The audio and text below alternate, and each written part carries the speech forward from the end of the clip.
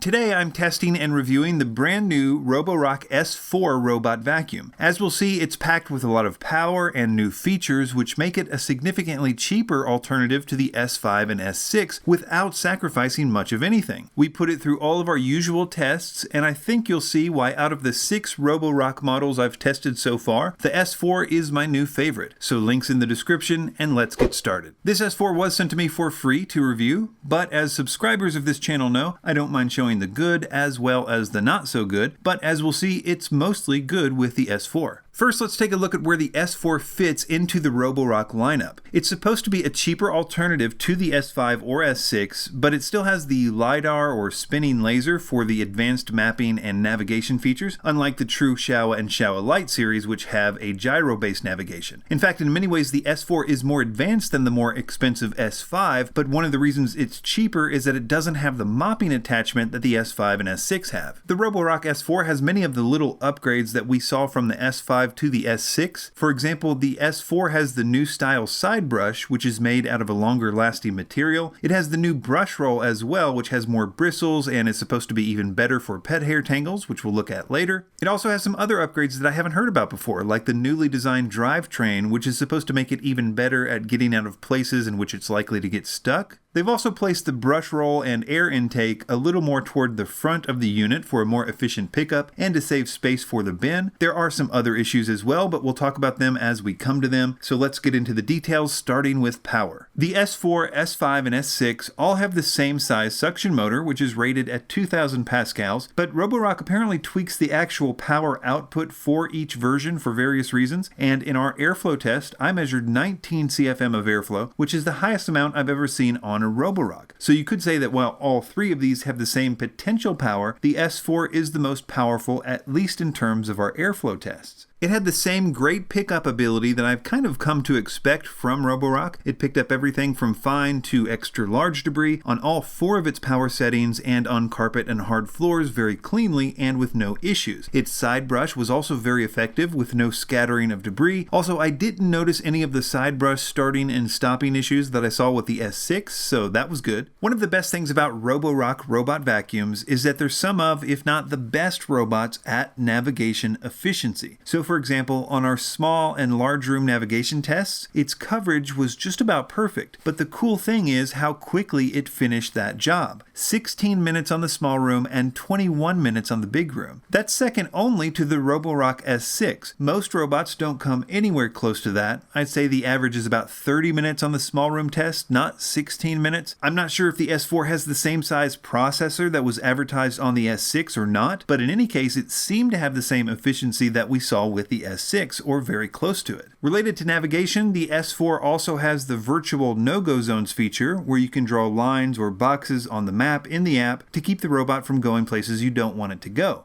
I've said many times I think it's one of the most useful features you can get on a robot vacuum, and the Roborock S4, like the S5 and S6, is one of the most accurate robots I've seen with this feature. The apps on Roborocks are really good too, possibly because the parent company Xiaomi is really big in the mobile world, but in any case there are a lot of app features that I won't go into here, as well as other app updates scheduled, but suffice it to say that it's one of the better app experiences you can get. The Roborock S4 also has a significantly bigger dustbin than the S5 or S6 at 640 milliliters. I'm guessing because of the new placement of the brush roll or something that there was a little extra space for the larger bin, but in any case it's now right up there with some of the biggest in the industry. Similarly, its battery life is way ahead of most of its competitors at 2.5 hours on a single charge in low power, which is just amazing. And when you combine that with its efficiency, it could probably vacuum a ridiculously huge house on a single charge. So Roborock brushes are kind of a mystery to me. They somehow resist tangles of hair, which is not common with other robot vacuums. But for whatever reason, they're really good at it. We tested it with 1 gram of 5-inch human hair and found no tangles. It can't all be rainbows and unicorns though, so let's move on to some not so good things. Really, the main negative thing isn't that negative, which is its carpet deep cleaning ability. It scored a 72 on our test, which is about average, but I was expecting more from it considering its power. My suspicion is that the new style brushes with their 250% more bristles are limiting this ability somehow, as I had the same lowish scores with the S6, which has the same new style brush. I did actually retest the S4 with the old style brush since they're interchangeable, and did get a much better score of 76. In any case, it was good, but the old style brushes do seem to make it a little better. The noise level on high power was just a little bit higher at 71 instead of around 69 or 70 with the other Roborocks, which I attribute to the S4 having a touch more power. So no big deal here anyway, because you do have 3 other power settings, including a quiet mode, which is obviously much quieter if that's important to you. The edge and corner cleaning was just so-so, no better or worse than any other round robot vacuum, but I guess I was hoping that the new side brush design would get into the corners just a little bit better. So my take on the Roborock S4 is that if you can live without the mopping feature, the S4 at about $100 less than the S5 and $250 less than the S6 is an unbelievably good value. You're getting everything that was good on the S5 but upgraded with all the new technologies, and the only downside I can see is that it doesn't have the mopping option. So links in the description, and be sure to subscribe to Vacuum Wars to keep up with all the latest robot vacuums, regular vacuums, and carpet cleaners, and thanks for watching.